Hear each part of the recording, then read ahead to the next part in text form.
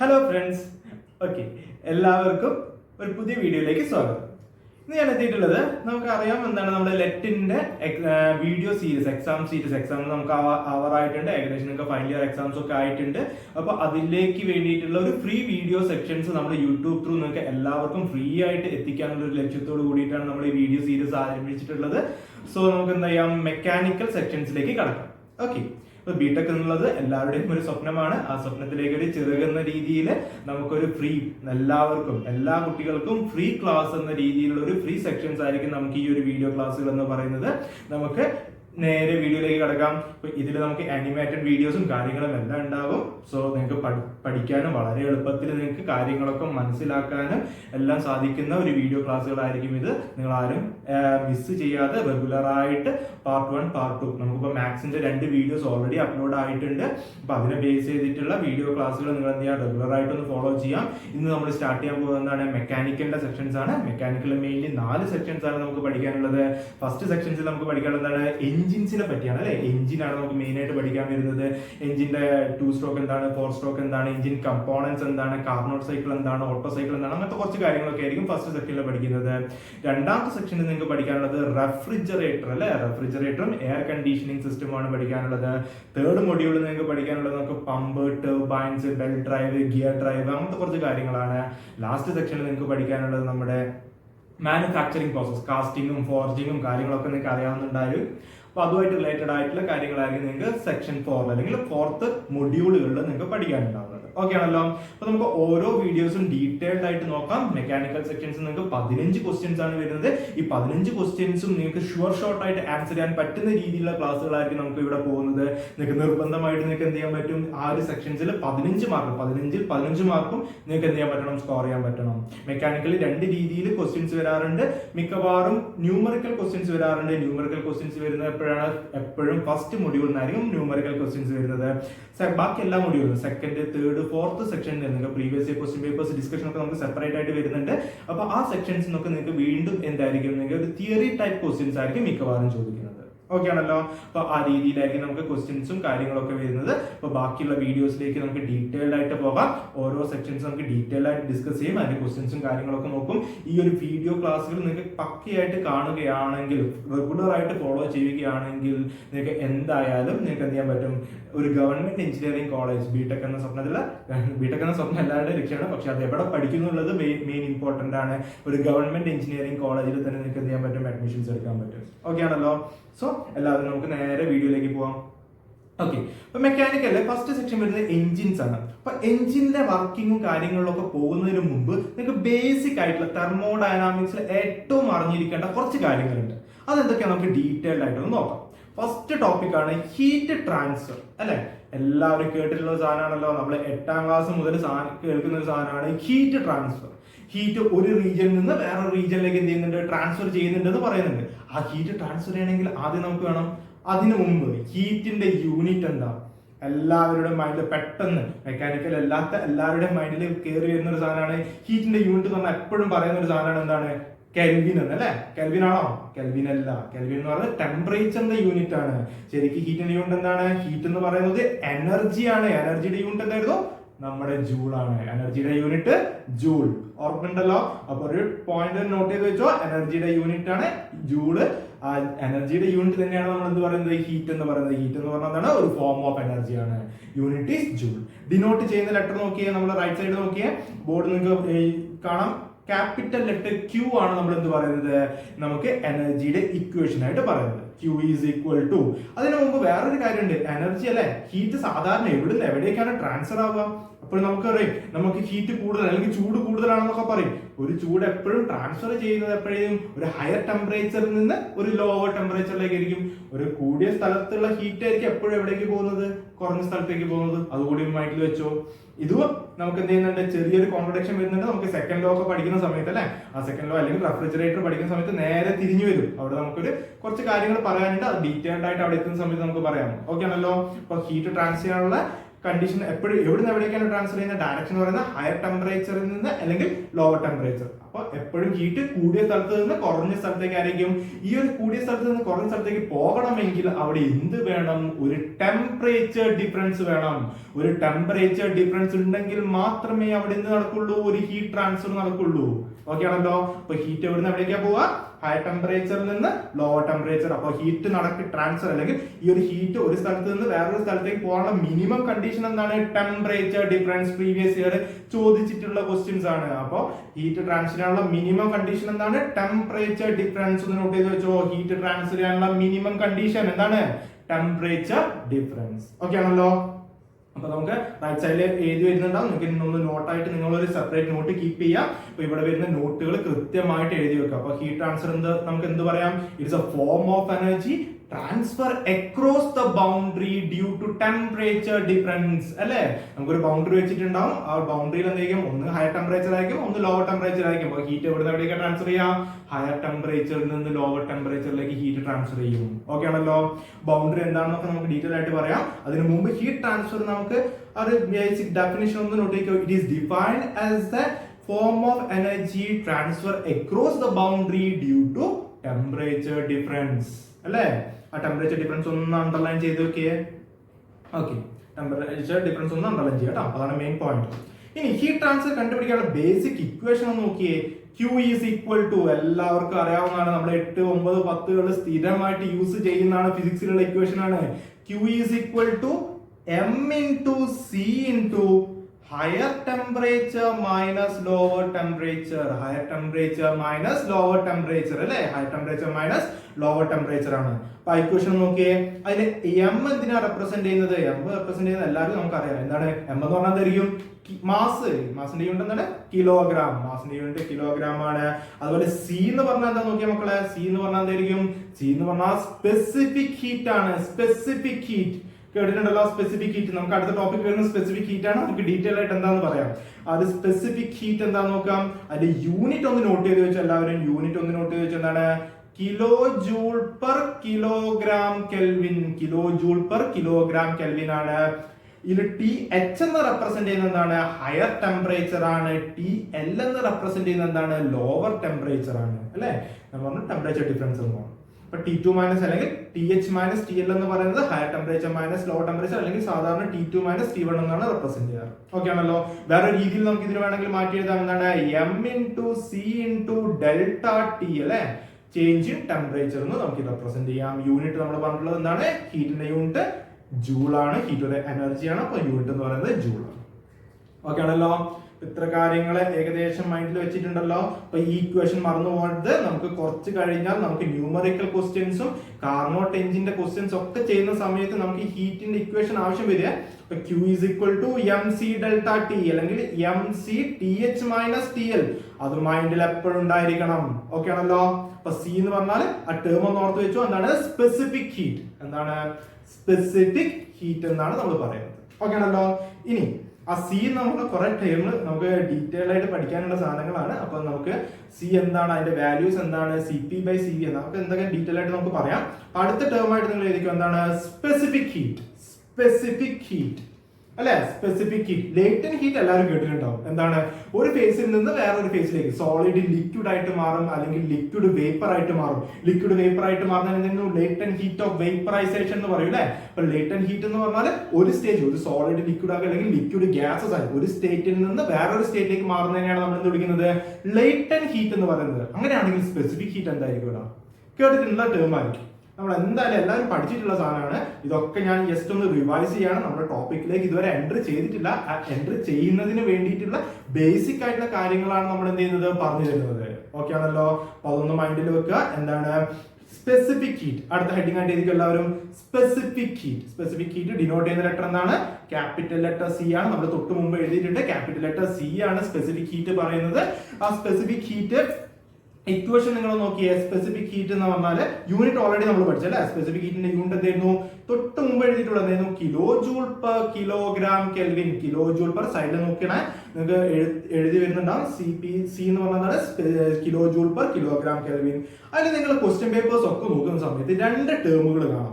ഒന്നെങ്കിൽ CP എന്ന് കാണാം, അല്ലെങ്കിൽ എന്തായിരിക്കും? CV എന്ന് കാണാം. CP എന്ന് പറഞ്ഞാൽ വേറെ ഒന്നുമില്ല. എന്താണ്? സ്പെസിഫിക് ഹീറ്റഡ് കോൺസ്റ്റന്റ് പ്രഷർ അല്ലെ. എന്താ ടേം, എന്താണ് സ്പെസിഫിക് ഹീറ്റ് എന്ന് പറയാം, ജസ്റ്റ് ഒന്ന് ഓർത്തിരിക്കാം. CV എന്ന് പറഞ്ഞാൽ എന്തായിരിക്കും? Specific heat at constant volume. ഇനി എന്താണ് ഈ സ്പെസിഫിക് ഹീറ്റ് എന്ന് പറഞ്ഞാൽ? വേറെ ഒന്നുമില്ല, ഒറ്റ കാര്യം നിങ്ങൾ ആലോചിച്ചാൽ മതി. എനിക്ക് യൂണിറ്റ് വെയിറ്റുള്ള ഒരു സാധനം ഉണ്ട്. ആ ലോകത്ത് എന്ത് സാധനം ആയിക്കോട്ടെ, അതിന്റെ വെയിറ്റ് എത്രയാണ്? യൂണിറ്റ് ആണ്, അല്ലെങ്കിൽ 1 കിലോഗ്രാം ആണ് അതിന്റെ വെയിറ്റ്. ആ 1 കിലോഗ്രാം ആയിട്ടുള്ള വെയിറ്റിന്റെ ടെമ്പറേച്ചർ എനിക്ക് 1 ഡിഗ്രി എന്ത് ചെയ്യണം? ഒന്ന് കൂട്ടണം, അല്ലെ? ഒരു ടെമ്പറേച്ചർ ഇപ്പൊ 10 ഡിഗ്രി ആണ് 1 കിലോഗ്രാം ഉള്ള സബ്സ്റ്റൻസിന്, അത് എനിക്ക് 11 ഡിഗ്രി ആയിട്ട് കൂട്ടണം. ആ 1 ഡിഗ്രി കൂട്ടാൻ നമ്മൾ ഒരു ഹീറ്റ് കൊടുക്കണ്ടേ? ആ ഹീറ്റിന് നമ്മൾ വിളിക്കുന്ന പേരാണ് എന്ത്? Specific heat. സിമ്പിൾ. ഓക്കെ ആണല്ലോ? എന്താണ്? ഒരു കിലോഗ്രാമുള്ള യൂണിവേഴ്സിലെ ഏത് സബ്സ്റ്റൻസിന്റെയും ടെമ്പറേച്ചർ 1 ഡിഗ്രി കൂട്ടാൻ നമ്മൾ എത്ര ഹീറ്റ് കൊടുക്കുന്നുണ്ടോ ആ ഹീറ്റിന് നമ്മൾ വിളിക്കുന്ന പേരാണ് എന്ത്? സ്പെസിഫിക് ഹീറ്റ് എന്ന് പറയുന്നത്. എന്താ വിളിക്കുക? Specific heat. ഓക്കെ ആണല്ലോ? ഓക്കെ, അപ്പൊ അതിന്റെ ഡെഫിനിഷൻ ഒന്ന് നോട്ട് ചെയ്ത് വെച്ച് എല്ലാവരും. It is defined as the amount of heat required to raise the temperature of unit mass of any substance through 1 degree is known as specific heat.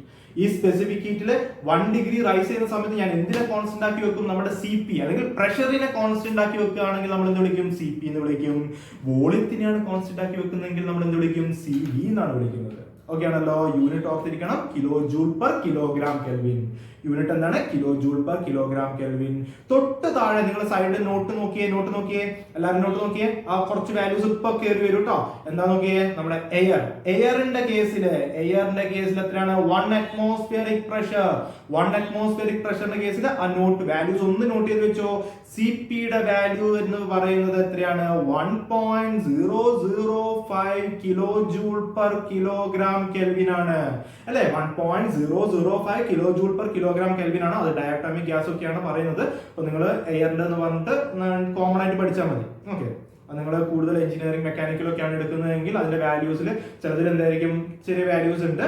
അപ്പൊ അതിൽ ചെറിയ വാല്യൂ ഡയറ്റോമിക്, മോണോട്ടോമിക് ഗ്യാസുകളൊക്കെ ചെറിയ വേരിയേഷൻ വരും. അപ്പൊ നമുക്ക് അതിലേക്കൊന്നും പോകണ്ട, ജസ്റ്റ് വാല്യൂസ് മാത്രം ഓർത്തിരിക്കാം. CV യുടെ വാല്യൂ എന്ന് ഓർത്തിരിക്കുക 0.718. യൂണിറ്റ് എന്ന് പറയുന്നത് kilo joule per kilogram kelvin ആണ്. Kilo joule per kilogram kelvin. അടുത്തതാണ് ഏറ്റവും ഇമ്പോർട്ടന്റ്, നമുക്ക് എല്ലായിടത്തും നമുക്ക് ആവശ്യമുള്ള കാര്യമാണ്. എന്താ നോക്കിയേ? CP divided by CV. CP divided by CV എന്ന് പറഞ്ഞാൽ എന്താടാ? CP ഡിവൈഡഡ് ബൈ CV ഒരു ടേം, ഒരു ലെറ്റർ വന്നല്ലോ. എന്താണ് ആ ലെറ്റർ? നമ്മൾ വിളിക്കാം ഗാമ, അല്ലെ? CP divided by CV is equal to gamma. ഗാമയുടെ വാല്യൂ എന്ന് പറഞ്ഞാൽ എത്രയായിരിക്കും? ഡിവൈഡ് ചെയ്ത് നോക്കുക. എയറിന്റെ കേസിൽ എത്രയായിരിക്കും? ഡിവൈഡ് ചെയ്താൽ നിങ്ങൾക്ക് കിട്ടുന്നത് 1.4 ആയിരിക്കും. യൂണിറ്റ് ഉണ്ടാവോ? യൂണിറ്റ് ഉണ്ടാവില്ല. കാരണം എന്താണ്? CP ബൈ CV ആണ്. കിലോ ജൂൾ പെർ കിലോഗ്രാമും കിലോ ജൂൾ പെർ കിലോഗ്രാമും കട്ട് ചെയ്ത് പോയി. അപ്പൊ എന്താണ്? ഒരു കോൺസ്റ്റന്റ് വാല്യൂ 1.4. ഗാമയുടെ വാല്യൂ 1.4. ആ ഗാമയ്ക്ക് വിളിക്കുന്ന പേരെന്താണ്? നോക്കിയേ, പേരെന്താണ്? Adiabatic index. എന്താണ് പേര്? അഡിയബാറ്റിക് ഇൻഡെക്സ് എന്നാണ് വിളിക്കുന്നത്. അപ്പൊ ഗാമയ്ക്ക് കൊടുക്കുന്ന പേരെന്താണ്? Adiabatic index. ഓക്കെ ആണല്ലോ? അപ്പൊ ഗാമയുടെ വാല്യൂ 1.4. ഇനി തൊട്ടടുത്തൊരു വാല്യൂ, നമ്മൾ യൂണിവേഴ്സൽ ഗ്യാസ് കോൺസ്റ്റന്റ് ഒക്കെ പഠിച്ചിട്ടുണ്ടായിരുന്നല്ലോ, അല്ലെങ്കിൽ ഗ്യാസ് കോൺസ്റ്റന്റ് പഠിച്ചിട്ടുണ്ടായിരുന്നല്ലോ. നമ്മുടെ ideal gas equation PV is equal to nRT, അല്ലെ? അതിൽ R എന്താണ്? R നമ്മൾ വിളിക്കുന്ന പേരാണ് ഗ്യാസ് കോൺസ്റ്റന്റ്, അല്ലെ? അപ്പൊ അതേ സാധനം തന്നെ ഇവിടെ നമ്മൾ പഠിക്കുന്നുണ്ട്. വേറെ ഒന്നുമില്ല, ഈ CP മൈനസ് CV അങ്ങോട്ട് ചെയ്യാം. CP മൈനസ് CV ചെയ്താൽ നമ്മൾ വിളിക്കുന്ന പേരാണ് എന്ത്? Capital letter R. ആറിനെ നമ്മൾ വിളിക്കുന്ന പേരാണ് എന്ത്? Gas constant. രണ്ടൊന്ന് മൈനസ് ചെയ്ത് നോക്കിയേ. മൈനസ് ചെയ്താൽ നിങ്ങൾക്ക് കിട്ടുന്ന വാല്യൂ ആണ് എന്ത്? 0.287, അല്ലെ? 1.005 മൈനസ് 0.718 ഒന്ന് ചെയ്ത് നോക്കുക. ചെയ്ത് കഴിഞ്ഞാൽ നമുക്ക് കിട്ടുന്ന വാല്യൂ എന്താണ്? 0.287. യൂണിറ്റ് എന്ന് പറയുന്നത് എന്തായിരിക്കും? മൈനസ് ആണ്. മൈനസ് ആണെങ്കിൽ യൂണിറ്റ് എന്തായിരിക്കും? CP യുടെ യൂണിറ്റ് തന്നെ എന്താണ്? Kilo joule per kilogram kelvin. Kilo joule per kilogram kelvin. Okay ആണല്ലോ? ഇത്ര കാര്യങ്ങൾ ഇത് നോട്ടായിട്ട് വേണ്ടതാണ്. അതിൽ നമുക്ക് ആറിന്റെയും ഗാമയുടെയും വാല്യൂ ഒന്ന് ബോക്സ് ആക്കി വെച്ചോ, അല്ലെങ്കിൽ ഒന്ന് അണ്ടർലൈൻ ചെയ്ത് വെച്ചോ, അല്ലെങ്കിൽ സ്റ്റാർ മാർക്ക് ഇട്ട് വെച്ചോ. വളരെ ഇമ്പോർട്ടന്റ് ആണ്. ഗാമയുടെ വാല്യൂ കുറച്ച് കഴിഞ്ഞാൽ നമുക്ക് ആവശ്യം വരും. ഓക്കെ അല്ലേ? അപ്പൊ നമ്മൾ എന്തൊക്കെ പഠിച്ചു? ഹീറ്റ് ട്രാൻസ്ഫർ എന്താണെന്ന് പഠിച്ചു. അതേപോലെ നമ്മൾ എന്തും പഠിച്ചിട്ടുണ്ട്? ഹീറ്റ് ട്രാൻസ്ഫർ എന്താണെന്ന് പഠിച്ചു. അതേപോലെ എന്താണ്? സ്പെസിഫിക് ഹീറ്റ് എന്താണെന്ന് പഠിച്ചിട്ടുണ്ട്, അല്ലെ? ആ സ്പെസിഫിക് ഹീറ്റ് എന്താണെന്ന് പഠിച്ചിട്ടുണ്ട്. ഇനി എന്താ നോക്കിയേ? നമ്മള് ഈ ഹീറ്റ് എന്ന് പറഞ്ഞാൽ എന്താ? നമ്മൾ പറഞ്ഞത് ജൂളാണ്, അല്ലെങ്കിൽ എനർജി ആണെന്ന് പഠിച്ചിട്ടുണ്ട്. ഈ എനർജി ഒരു സ്ഥലത്ത് നിന്ന് വേറൊരു സ്ഥലത്തേക്ക് പോകണമെങ്കിൽ ഒരു റീജിയന്റെ ആവശ്യം വേണ്ടേ, അല്ലെ? ഒരു എനർജി ഇന്ന സ്ഥലത്ത് നിന്ന് ഇന്ന സ്ഥലത്തേക്കാണ് പോയതെന്ന് നമ്മൾ പറയണ്ടേ? ആ റീജിയൻ നമ്മൾ വിളിക്കുന്ന ഒരു പേരുണ്ടായിരുന്നു, ഓർക്കുന്നുണ്ടല്ലോ എല്ലാവരും? നമ്മുടെ തെർമോഡൈനാമിക്സിൽ 8ാം ക്ലാസ്സിൽ സ്റ്റാർട്ടിങ്ങിൽ പഠിച്ച സാധനം എന്താണ്? സിസ്റ്റം. എന്താണ് വിളിക്കുന്നത്? സിസ്റ്റം. എന്താണ് വിളിക്കുക? ആ സിസ്റ്റം. സിസ്റ്റം എന്ന് പറഞ്ഞാൽ എന്തായിരിക്കും നമുക്ക് ഡിഫൈൻ ചെയ്യുന്നത്? ഇറ്റ്സ് എ ഡെഫിനിറ്റ് ഫിഗർ നോക്കിയാൽ മതി അല്ലെ, വേറെ ഒന്നുമില്ല. ഒന്നുകിൽ എന്ത് ചെയ്യാം, ഒരു എനർജി ട്രാൻസ്ഫർ നടക്കുന്ന റീജിയൻ നമ്മൾ കോമൺ ആയിട്ട് വിളിക്കുന്ന പേരാണ് എന്ത്? സിസ്റ്റം എന്ന് പറയുന്നത്. ആ സിസ്റ്റത്തിന്റെ പേര് നോക്കിയേ. സിസ്റ്റം എന്ന് പറഞ്ഞാൽ എന്തൊക്കെയായിരിക്കും? System definition, okay, it is a definite area or space where a thermodynamic process takes place. Thermodynamic process എന്ന് പറഞ്ഞാൽ വേറെ ഒന്നുമില്ലടാ, നമ്മൾ എന്താണ്? എനർജി ട്രാൻസ്ഫർ തന്നെ. ഓക്കെ ആണല്ലോ? അപ്പൊ എനർജി ട്രാൻസ്ഫർ നടക്കുന്ന ഒരു റീജിയൻ, അതിന് നമ്മൾ കോമൺ ആയിട്ട് വിളിക്കുന്ന പേരാണ് എന്ത്? സിസ്റ്റം എന്ന് പറയുന്നത്. ഓക്കെ ആണല്ലോ? അപ്പൊ സിസ്റ്റം എന്ന് പറയുന്ന കാര്യം മൈൻഡിൽ വെച്ചോ, സിസ്റ്റം എന്ന് പറയുന്ന കാര്യം നിങ്ങളൊന്ന് മൈൻഡിൽ വെച്ചോ. കാരണം കുറച്ച് കഴിഞ്ഞാൽ ആ പേര് മാത്രമേ ഞാൻ യൂസ് ചെയ്യൂ. എനർജി ട്രാൻസ്ഫർ നടക്കുന്ന റീജിയൻ എന്ന് പറയുന്നത് സിസ്റ്റമാണ്. കുറച്ച് കഴിഞ്ഞാൽ സിസ്റ്റം എന്ന് പറഞ്ഞാൽ നിങ്ങൾക്ക് മനസ്സിലാകണം എന്താണ്? അവിടെ ഒരു എനർജി ട്രാൻസ്ഫർ നടക്കുന്ന റീജിയൻ ആണെന്ന് നിങ്ങൾക്ക് മനസ്സിലാകണം. ഓക്കെ ആണല്ലോ?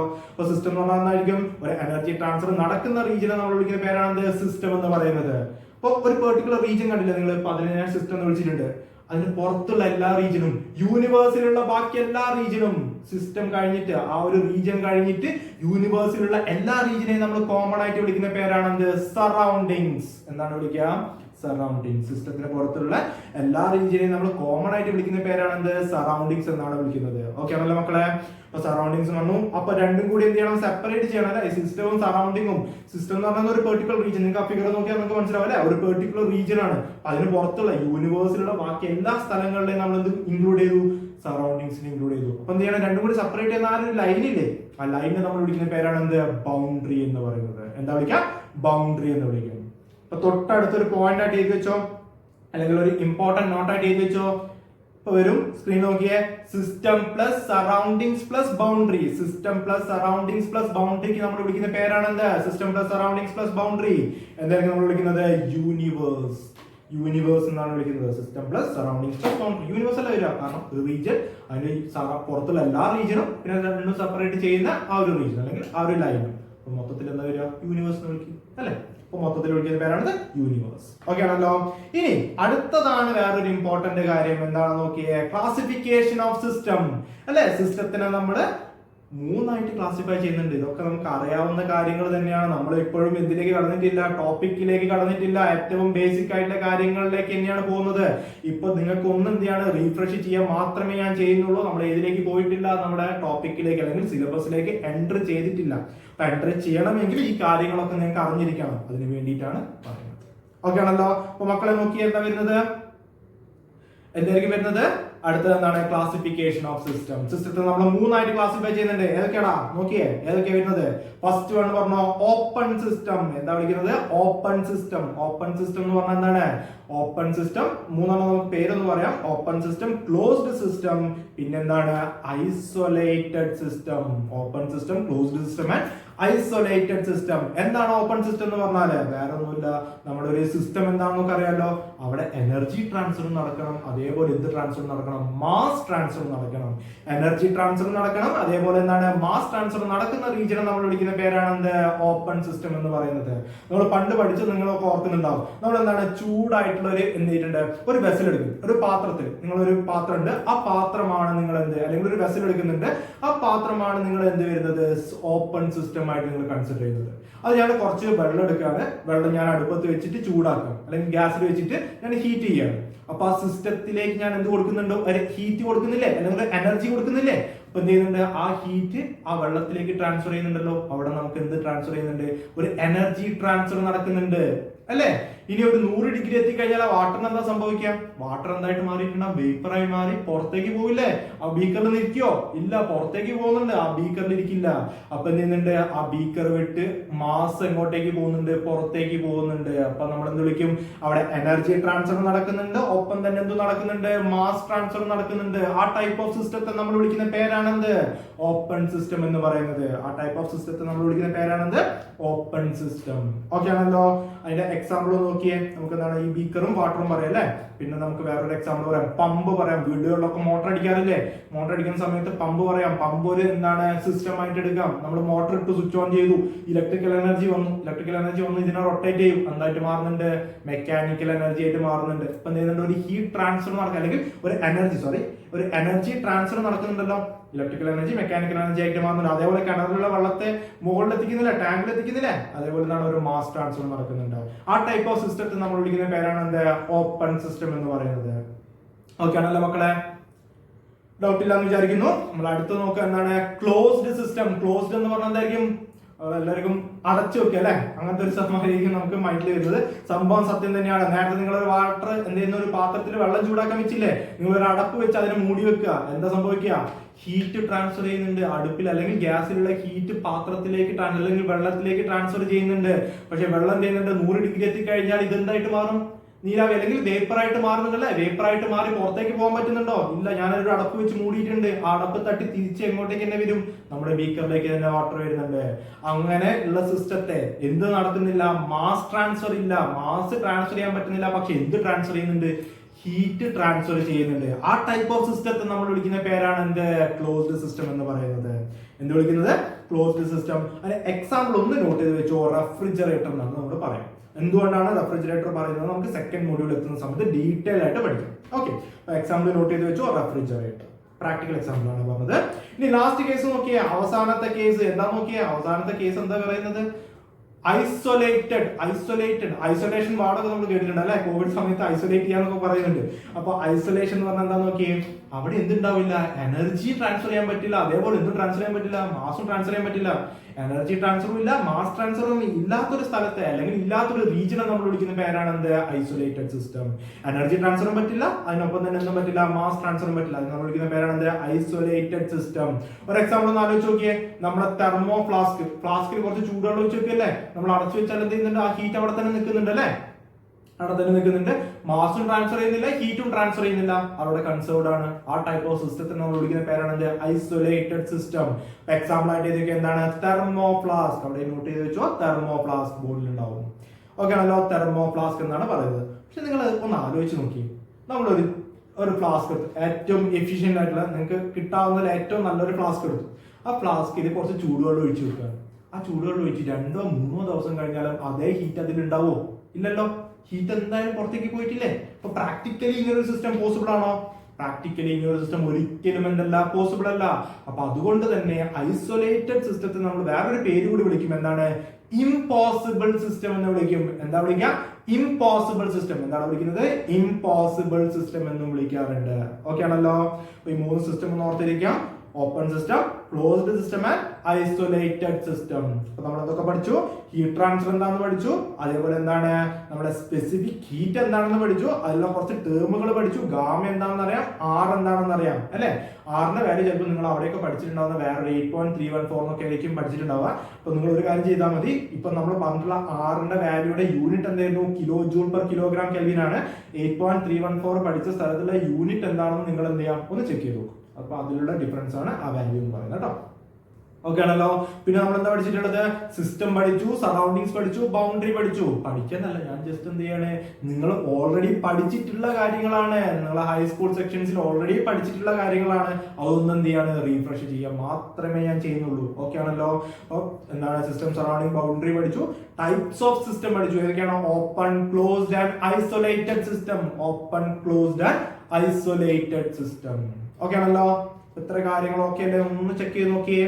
ഇനി നമുക്ക് പോകുന്നത് എന്താണ്, എൻജിൻസിന്റെ വർക്കിങ്ങിലും കാര്യങ്ങളിലേക്കൊക്കെയാണ്. അപ്പൊ എൻജിന്റെ വർക്കിങ്ങും കാര്യങ്ങളൊക്കെ നമുക്ക് ഡീറ്റെയിൽഡ് ആയിട്ട് പറയാം. അപ്പൊ അതിൽ